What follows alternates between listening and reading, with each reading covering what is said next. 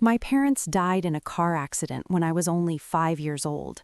Their vehicle slid off the highway on a night filled with rain and wind, tumbling down into a steep ravine below. The official report said they passed away instantly, without suffering.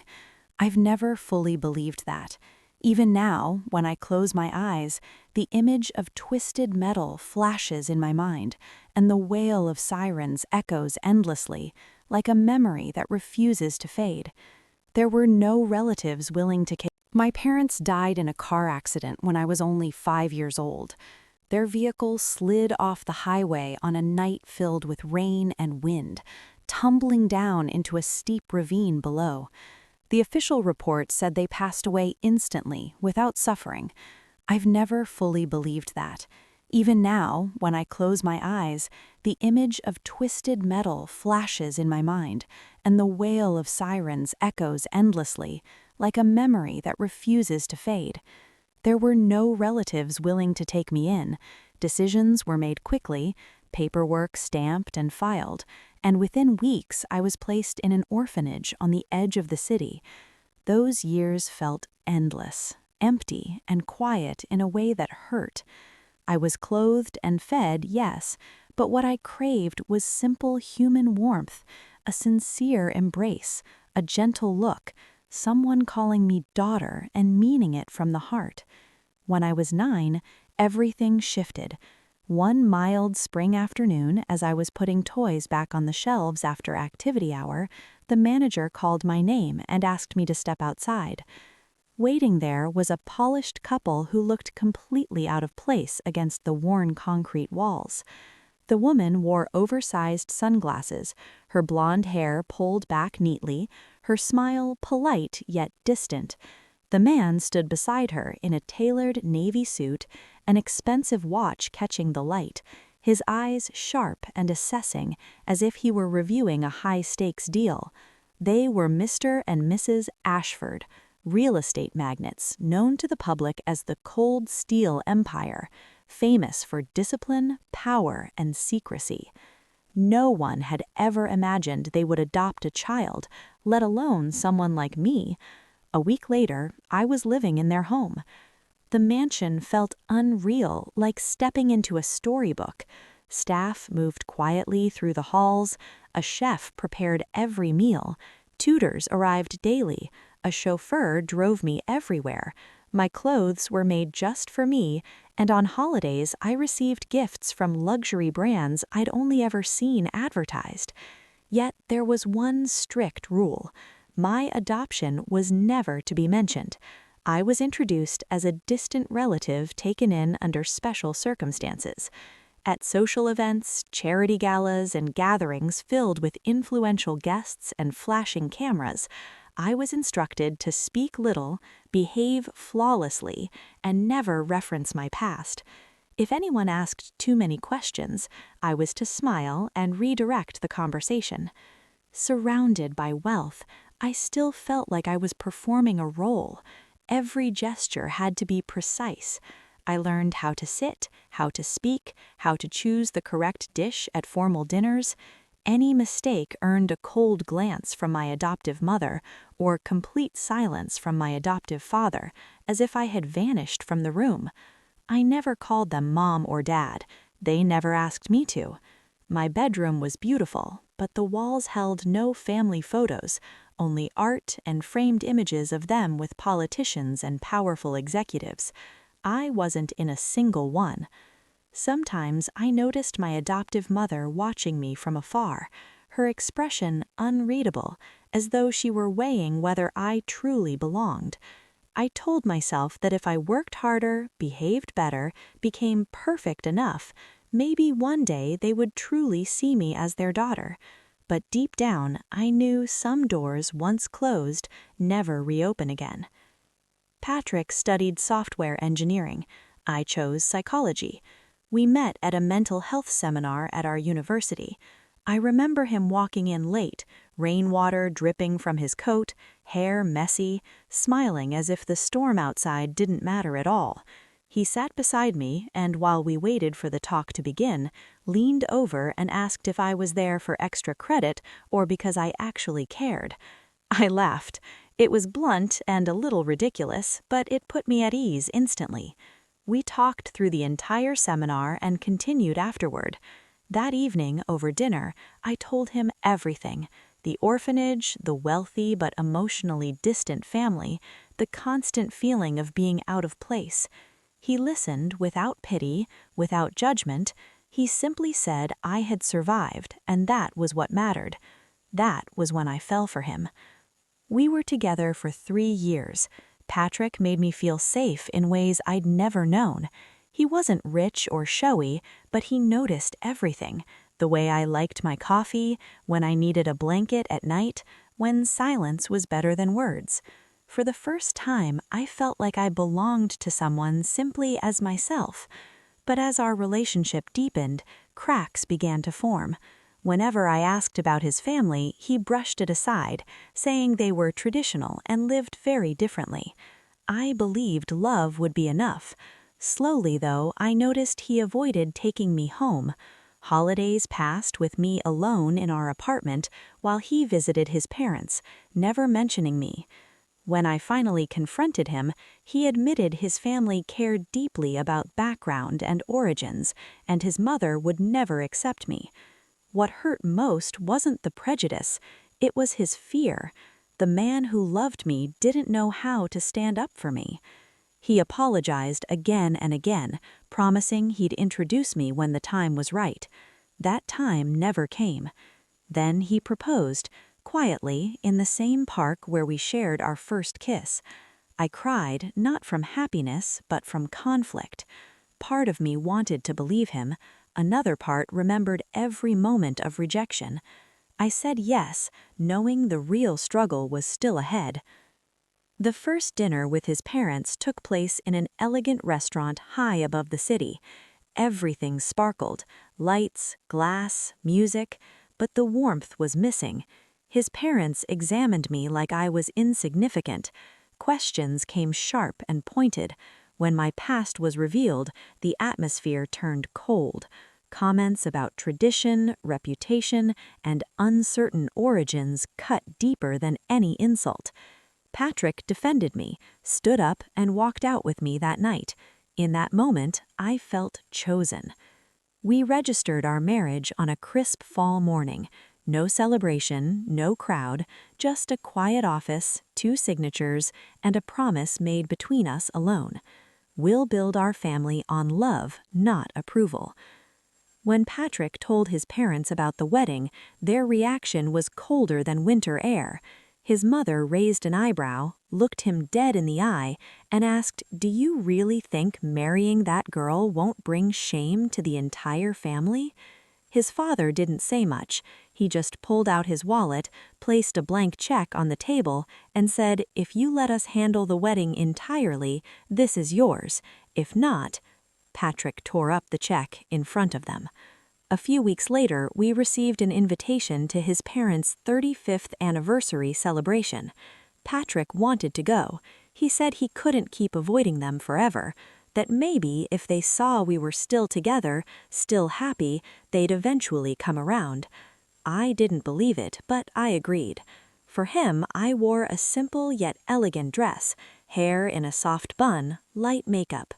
Patrick held my hand as we entered their mansion, where the party buzzed with thousands of guests in glamorous attire, laughter echoing through the garden.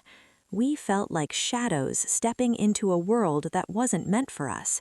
No one greeted me, no one looked me in the eye. Handshakes for Patrick were polite, glances towards me were cold as ice. A middle-aged woman, probably one of Patrick's aunts, looked me up and down, then turned to her husband and whispered loud enough to hear, "I wonder which maid want in here." Patrick heard it, so did I. He gripped my hand tighter and led me around, looking for a place to sit, but every table was somehow coincidentally full. No room for us. Then his mother appeared behind us, still wearing a polite smile, as she said, "Oh, Patrick, you two really should have arrived earlier. Shame all the tables are full now, but there are some folding chairs in the kitchen, if you don't mind." I said nothing, but my chest tightened. Patrick squeezed my hand so hard I could feel him trembling. "We don't need folding chairs," he said, his voice low, "and we don't need to stay here either." Then he turned to me. "Let's go, Madison." We turned and left. The whole garden seemed to pause for a beat. Then the fake laughter and idle chatter resumed like we'd never been there. On the way home, I stared out the window. Night had fallen, and the glow of passing cars cast scattered light across my face. Patrick still held my hand, this time truly trembling, not from fear, but from rage. "I'm sorry," he said softly. "They don't deserve you, Madison, but I can't choose the family I was born into. I can only choose the person I want to spend my life with." I didn't reply, but deep down, I knew I had chosen the right person. As for his family, they had removed themselves from our story, and one way or another, there would be a price for that. Patrick slammed the door behind him as we entered the apartment. I was still sitting on the couch, still in the same cream-colored dress I'd worn to the party. Not too flashy, but not plain either. It had once made me feel beautiful enough to stand beside him, but tonight, every glance passed right through me as if I were invisible. "Tonight was awful," Patrick snapped. I looked up, hoping he'd follow with something softer, but he just shrugged off his coat, tossed it onto a chair, and walked straight into the kitchen. I stood up and followed. "You mean because of the way they treated me?" He turned back, staring at me like I'd just said the most ridiculous thing in the world. "Madison, you made it worse. All they needed was a little courtesy from you. You were silent the whole night, stone-faced, not even polite greetings. Couldn't you just behave normally for one evening?" I froze. They treated me like I didn't exist. I tried to smile, I tried to make conversation, but you saw. They didn't even bother to respond. Your mom turned away when I wished her good health. Patrick shook his head, scoffing. "That's no excuse for making me look bad in front of them." I swallowed hard. "You're embarrassed because of me?" He was silent for a moment, then slowly nodded. "They're my family, Madison. You made things more uncomfortable for me. I just wanted one peaceful dinner. And I just wanted to be respected. I can't apologize to people who keep insulting me. They've never said one kind word about me. Then maybe you should learn to endure it. They raised me. They're the people I love. You need to show them you're worthy, not act like the whole world's against you." I let out a dry laugh. "So, if one day our daughter is treated like this, would you tell her to endure it too?" That question hung in the air. Patrick didn't answer. He turned away, grabbed a water bottle, and went upstairs. The bedroom door closed without so much as a good night. The days that followed passed in heavy silence. Patrick withdrew into his own world, spending most of his time in the home office, eating alone or going out without telling me where. I tried to keep the peace, cooked meals, cleaned the house, even left little handwritten notes with sweet messages, hoping to soften him, but he never responded. Not a single message, not a glance. Sometimes I walked past the office and saw him with his headphones on, eyes glued to the screen, like I didn't even exist in the same house. One night, I heard laughter downstairs. He was on the phone with his mom, his voice cheerful, telling her about a new project. I stood in the dark at the top of the stairs, listening to that voice. The one that once made me feel loved, now chilled my heart. I had loved Patrick with everything I had. I believed love was strong enough to withstand judgment, prejudice, and scrutiny. But maybe I was wrong. Maybe he did love me, but he loved his family's comfort more. He loved the idea of peace over standing up for me. I sat alone in the living room, the soft light casting a glow on our wedding photo on the wall. I was smiling in that photo, so was he, but looking at it now, that smile felt like a stranger's. I didn't know how much longer I could keep going, but one thing I knew for sure, I would not apologize for being myself, even if it meant facing loneliness. That night's dinner was held at Patrick's family's mansion, so big it felt like a luxury hotel. The scent of expensive food lingered in the air. Crystal chandeliers sparkled as if trying to distract from the tension blanketing the room. Patrick and I walked in, his hand resting lightly on my back but offering no warmth. His mother, Paula, sat at the head of the long table, her eyes sweeping over me like she'd spotted a stain on her silk dress. Not a greeting, not a smile, just a frigid silence. I tried to smile, nodding to each of the family members, but their eyes brushed over me like I wasn't even there. One of Patrick's aunts leaned in and whispered something to her husband, and they both chuckled. I didn't need to guess the topic. I'd grown used to this feeling, but tonight it was heavier, sharper, meaner. Dinner began. Everyone chatted and laughed. I sat quietly, taking tiny bites, as if staying silent would make me disappear. Midway through the meal, when someone asked Patrick about his future plans, Paula abruptly set her knife and fork down with a sharp clink. "Future," she said, eyes locked on me. "I don't know what future he expects. When my son shackles himself to an orphan with no background." The table went silent. I felt the blood drain from my face. Patrick froze, lips tightly pressed together, but he said nothing, not a word. "I just don't get it," Paula continued, her tone calm but cutting. "There are so many decent girls out there, pretty, educated, from good families, and he chooses some poor, plain girl no one's ever heard of. It's shameful." I stood up, lips trembling. "You don't have to like me, I understand, but please don't speak about me like that in front of everyone." She laughed with scorn. "Oh, so you've got pride, an orphan daring to speak to me. If you had any self-respect, you would have known from the start you don't belong here." Still, Patrick said nothing. I turned to him, hoping to see courage in his eyes, but all I saw was cowardice. "Patrick," I whispered. He avoided my gaze, then pulled out his wallet, placed a wad of cash in my hand, and whispered, "Just go home, don't make a scene here." Every cell in my body froze, not because of his mother's insults, I'd endured plenty of those in my life, but because the man I loved, the man I trusted, chose to stay silent, to side with them, as if I really deserved to be treated this way. I placed the cash back on the table, speaking slowly, clearly. "I don't need money. I need my husband to see that I am a person with dignity." No one said a word. I turned around and walked out of that mansion, lavish but colder than any winter night. I didn't cry on the way home. The tears had dried along, leaving only emptiness and the dull ache of a wound that never healed. When I opened the door to our apartment, everything was the same. The old sofa, the wedding photo on the wall, and the traces of a marriage I once believed would last forever. I video called my adoptive parents that night.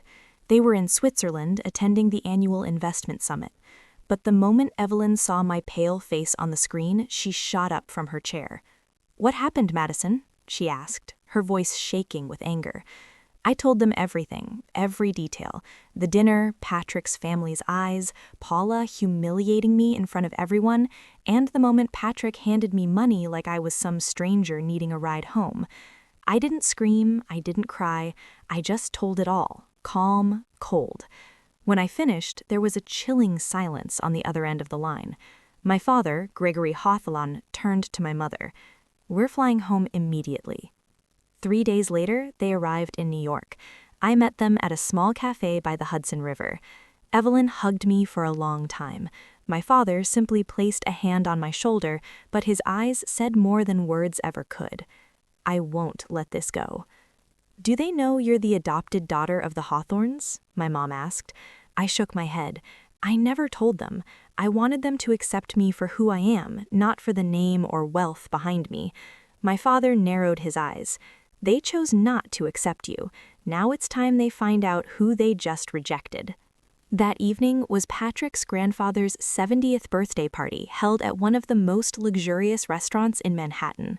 I was invited, a last-minute gesture of courtesy from Patrick's side.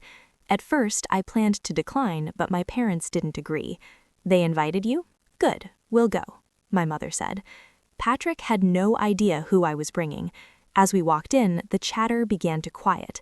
I walked between my adoptive parents, both dressed elegantly but modestly. My father's expression was like ice, and my mother wore a gentle, proud smile. The moment Paula saw me, she froze, her eyes shifting from surprise to irritation in seconds. "Oh, Madison, you came too," she said, trying to keep her tone neutral. "Yes, and these are my parents, Evelyn and Gregory Hawthorne." That line landed like a firecracker in the quiet room. Someone dropped a wine glass. Paula went stiff. Marley, Patrick's sister, looked wide-eyed. Patrick stammered, his lips pale. "Hawthorne? You mean which Hawthorne?" My father stepped forward and placed a folder on the table in front of Patrick. "Gregory Hawthorne, Avalon Real Estate Group, and I just met with our lawyer this morning." Patrick stared at the papers, his hands trembling. "This is divorce papers," my father said firmly. "Madison has nothing left to hold on to in this marriage, and I won't allow my daughter to be treated like garbage by people who judge others solely by lineage and money." Paula's jaw dropped, but no words came out. "A mother might not like her daughter-in-law," Evelyn said calmly, "but no one has the right to call my daughter a poor orphan, because if she were truly poor, tonight you just rejected the one gift you could never afford, her loyalty and her kindness." No one said a word. Patrick sank into his chair, eyes glazed over, and I stood there, beneath the dazzling restaurant lights, feeling neither ashamed nor hurt, just free, purely free, like I had finally removed the invisible chains I'd worn for far too long. News of the unforgettable birthday party spread faster than I expected. Within 48 hours, photos and clips of my father handing Patrick the divorce papers began circulating across financial forums, where the Hawthorne name always drew attention. No one had imagined that the girl with no background was the adopted daughter of one of the most powerful real estate families on the East Coast. By the following week, shares of Gregory Miller's company, Patrick's father, began to plummet. Major partners canceled meetings. Strategic investors suddenly pulled funding, citing a reevaluation of transparency and ethical practices in company operations. In truth, no one needed a detailed explanation. The business world does not favor those who disrespect the wrong people. Patrick's family spiraled into chaos, outwardly polite, inwardly broken. The smiling photos they posted on social media couldn't hide the unraveling truth. Lost contracts, 2 commercial properties sold in a rush, and Gregory Miller under investigation for tax fraud related to a recent deal. And me? I said nothing. I didn't need to do anything more. The first messages I received from Patrick's family were bitter. "You planned this from the start, didn't you? You destroyed a family just for revenge. Don't think money gives you class." I didn't respond. A few days later, the tone shifted. "Madison, if you could talk to your father, please ask him to stop. They didn't know who you were. Please have mercy on our family." Patrick cried all night. He hasn't eaten. Still, I didn't reply. I once wished they'd understand me, accept me, love me. But when I was silent, they insulted me. When I stood up, they begged. There was no genuine affection, only fear when their privilege was threatened. Patrick signed the divorce papers on a Monday afternoon. No meeting, no note. I received the confirmation from my father's law office. Clean, quick. Just like the moment he pulled out his wallet and handed me cash asking me to leave early. There's no ending more painful than silence. 3 days after everything was finalized, my parents took me to the airport, a 6-week journey through 4 countries, not to flaunt anything, but to give me space to reflect. We started in Sweden, where snow fell gently on the cobbled streets. Each morning, my mother brewed tea for me, and my father listened as I spoke about the little things in my marriage that had once hurt me. I didn't cry. The pain left me with the first glass of red wine in Stockholm. Oh, we went on to Greece, visited white temples nestled on cliffs above the sea. One night, I walked alone on the beach, letting the ocean winds erase the echoes of cruel laughter from that long-ago dinner. At the end of the trip, in a quiet town in southern France, my mother held my hand and said, "Madison, you don't have to prove anything. You deserve love, kindness, and everything they tried to convince you you didn't have the right to ask for." I hugged her tightly. The wind blew through my hair, carrying away all the old weight inside me. I don't hate Patrick, but I don't miss him either.